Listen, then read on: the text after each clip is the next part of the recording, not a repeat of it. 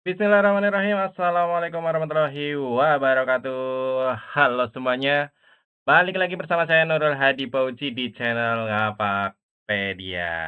Oke teman-teman, sebelumnya kita sudah ngebahas video tentang cara ubah penulisan nama dan tempat lahir di e-ijazah ya. Dan sebenarnya e-ijazah saya sudah selesai semua, tapi saya belum membuat video cara cetak e-ijazah. Kemarin banyak yang minta, "Bang, gimana cara cetak e-ijazahnya? Seperti apa? Ada panduannya tidak?" Ya, nyetak ijazah juga tidak asal-asalan ya, teman-teman ya. Ada panduannya, ada ketentuannya. Jadi di sini nanti saya jelaskan cara download dan cetak ijazah, kemudian hal-hal penting yang harus disiapkan, lalu proses cetaknya dan informasi pentingnya serta tambahan informasi terkait transkrip nilai ya. Oke, jadi kita pertama login dulu ke web e-ijazah ya.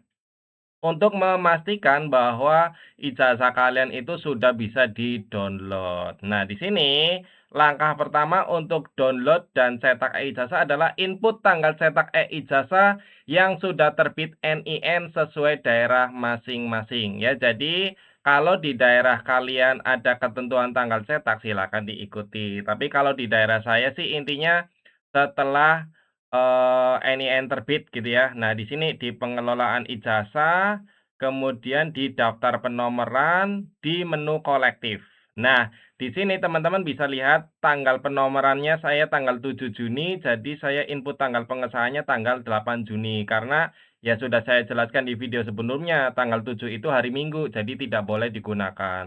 Tanggal ijazah itu harus hari kerja dan hari kerja dan bukan tanggal merah, makanya saya ambil tanggal 8 begitu ya. Lebih detailnya bisa lihat video ini teman-teman, yang masalah tanggal. Nah ini, cara input tanggal cetak dan pengesahan ijazah terbaru ya, 2 minggu yang lalu.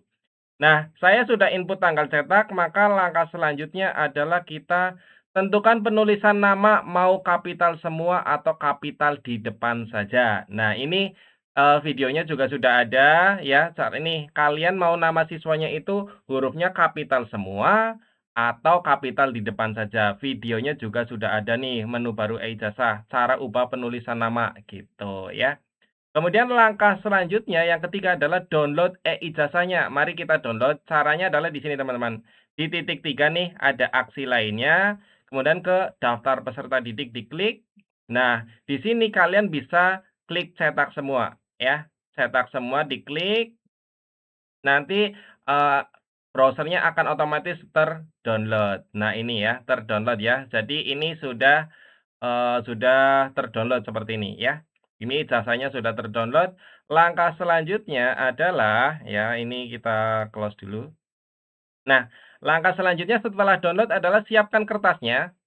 Siapkan kertas e-ijazah A4 sesuai aturan ya. Rekomendasinya ada di keranjang yang saya sematkan ya, teman-teman. Dan ini bisa dicek di Kepmen nomor 177 tahun 2026. Jadi ada edaran, kalian bisa download aja di Google nih ya. Salinan Kepmen 177 2026 ini untuk kertas ijazah adalah A4 ya, ukuran minimal. Jadi minimal 80 gram per meter persegi atau GSM. Jadi kalian bisa di atasnya. Saran saya adalah pakai yang 160 ya. Kemudian putih polos ya, teman-teman. Jadi tidak boleh ada ornamen, tidak boleh ada hologram dan lain sebagainya. Logo logo sekolah itu tidak boleh. Pokoknya harus putih polos bahasanya. Kemudian formatnya sesuai dengan format standar yang telah ditetapkan Kemendikbudristek. Jadi ya formatnya ya udah sesuai ijazah yang kalian download aja, nggak usah ditambah-tambahin dan dikurang-kurangin itu jangan ya. Itu penting teman-teman. Kalau apalagi ada yang nambahin border misalnya, wah itu saya rasa itu fatal ya, karena di sini sudah dikatakan putih polos, jangan sampai ada tambahan border gitu, karena itu berarti dianggap mengedit e-ijazah teman-teman. Oke, kemudian selanjutnya siapkan printer yang bagus tentunya ya. Nah, kalau saya sudah disiapkan, ini sudah terpasang juga. Selanjutnya lakukan proses cetak e-ijazah dengan prosedur yang pertama, bagi yang memilih tanda tangan elektronik, maka file wajib dibuat per anak dulu dan diupload ke web BSRE kalau nggak salah ya, untuk diisi tanda tangan elektroniknya baru dicetak ya. Sedangkan bagi yang tanda tangan manual bisa langsung cetak saja. Seperti saya nih, saya memilih tanda tangan manual, jadi tidak perlu mengupload dulu ke web untuk TTE-nya. Saya enggak tahu BSRE atau apalah intinya ya, saya tahunya ini, jadi koreksi kalau saya salah ya. Kemudian pertama kita buka file e-ijazahnya. Jadi di sini saya akan buka file e-ijazahnya di Chrome, Control Open. Nah, di sini tadi saya sudah download di menu download. Nah, ini ijazahnya kita buka. Nah, ini jumlahnya ada 27 sesuai dengan yang di sini ya. Jumlahnya juga 27. Nah, oke. Selanjutnya adalah yang perlu teman-teman lakukan ini hati-hati ya. Tekan Ctrl P saja untuk mulai menyetak. Kemudian atur nama printer yang mau digunakan untuk mencetak. Lalu atur kertasnya A4 dan setting fit to paper.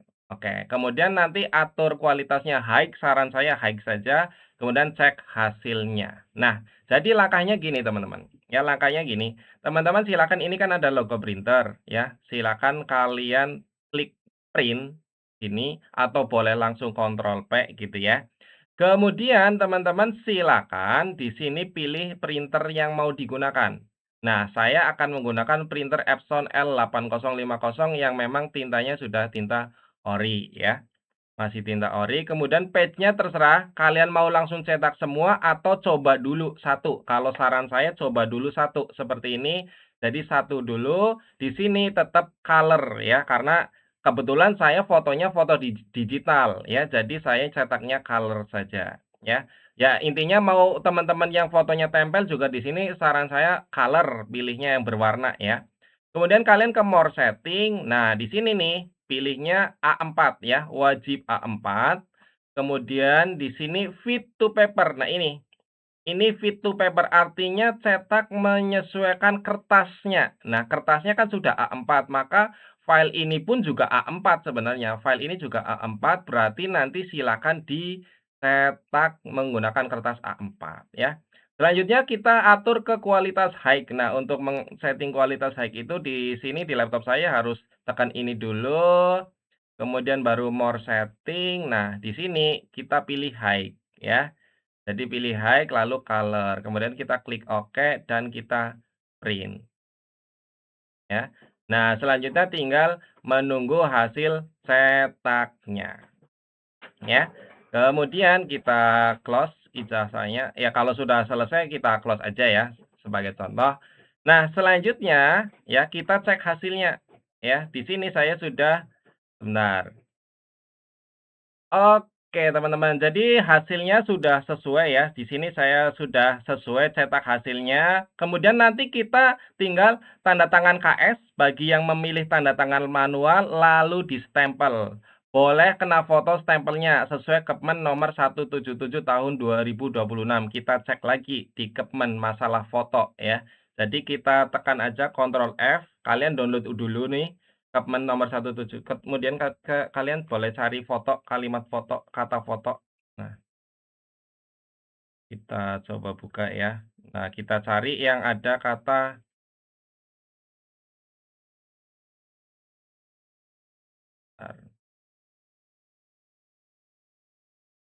Nah, ini. Ijazah dengan tanda tangan basah dibubuhkan stempel satuan pendidikan. Stempel satuan pendidikan harus mengenai tanda tangan kepala satuan pendidikan. Nah, ini yang wajib. Yang wajib adalah kena tanda tangannya. Ya. Dan dapat, berarti boleh kena, boleh tidak. Ya, tapi disarankan mengenai foto. Karena saya sudah praktekkan, bisa mengenai fotonya itu bisa, teman-teman. Nah, selanjutnya kita tinggal tanda tangan KS menggunakan tinta sesuai SE daerah masing-masing. Nah, di sini itu saya ada edaran dari Provinsi Jawa Tengah, ya. Ini nih, kalau daerah Provinsi Jawa Tengah ada edarannya masalah tinta. Jadi, eh nih di sini ada kalimat penandatanganan ijazah menggunakan tinta berwarna biru sesuai dengan peraturan Gubernur Jawa Tengah nomor 1 tahun 2025 ya.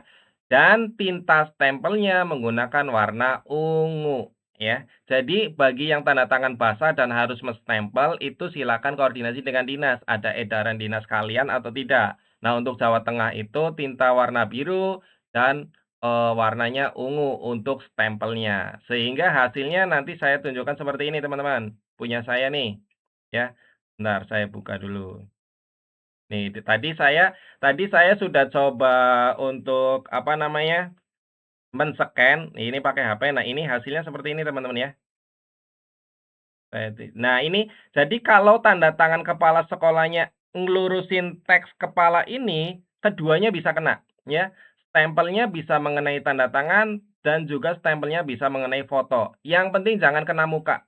Yang penting jangan kena muka ya. Jadi silakan disesuaikan dengan, kondisi di sekolah kalian. Saya rasa bisa kok diakalin. Ini buktinya saya ini ya 2026 ini ya. Berarti ijazah yang saya gunakan ini bisa ya, antara tanda tangan dan foto itu bisa kena kedua-duanya. Seperti itu teman-teman. Kecuali teman-teman yang menggunakan tanda tangan basah, tanda tangan elektronik. Bagi yang tanda tangan elektronik tidak perlu distempel ya, sesuai Permendikbud nomor 58 di sini. Di Permendikbud nomor 58 ya. Jadi ada kata stempel. Kita cari. Nah, dalam hal ijazah dan transkrip nilai disahkan dengan tanda tangan elektronik, Satuan Pendidikan juga memberikan dokumen ini, mana mana mana? Mana ya? Ini mah nah ini, tidak dibubuhi stempel. Ijazah dan transkrip nilai yang disahkan dengan tanda tangan elektronik sebagaimana dimaksud ini ya, tidak dibubuhi stempel satuan pendidikan. Jadi kalau yang pilih PTE tidak perlu pakai stempel ya. Clear ya masalah itu. Selanjutnya, tidak perlu cap 3 jari karena memang muatan e-ijazah itu tidak ada cap 3 jarinya. Di Permendikbud juga di sini sudah dijelaskan nih, muatan ijazah ya, muatan. Nah, bentar, kita cari ya, kita harus bentar,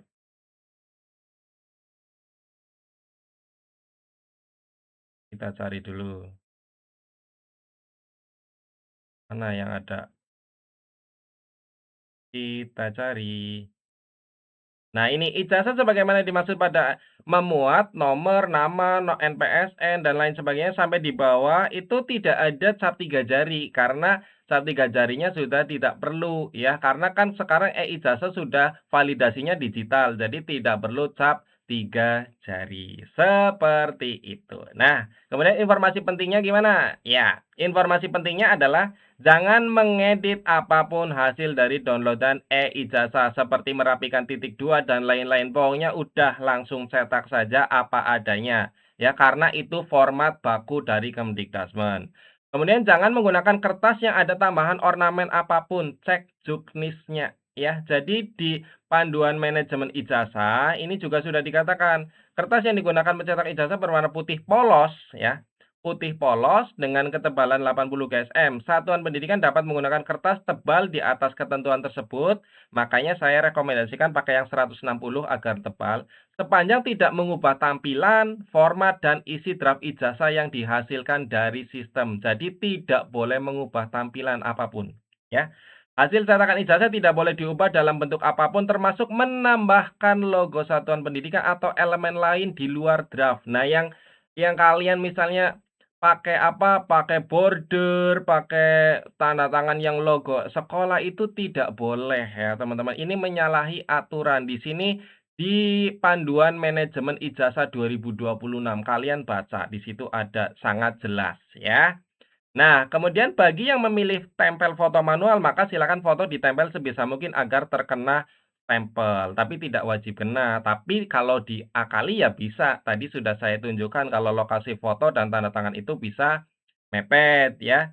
Nah, kemudian tambahan info untuk transkrip nilai itu adalah kertasnya A4 atau folio. Kalau transkrip nilai boleh panjang ya. Jadi di sini nih salinan Kepmen itu untuk kertasnya folio. F4 apa ya tulisannya? Nah, ini ya. Spesifikasi kertas untuk pencetakan transkrip nilai boleh pakai F4. Nih, F4 ya. Ini di salinan Kepmen 177. itu boleh pakai F4 untuk transkrip nilainya, ya, transkrip nilainya. Kemudian ketebalannya sama 80 gram minimal dan putih, ya, seperti itu. Kemudian kertasnya sudah, selanjutnya disarankan menggunakan foto, di situ juga Kepmen nomor 177 dijelaskan bahwa transkrip nilai itu bisa menggunakan foto, ya. Kita cari lagi kata foto. Nah, ini ya.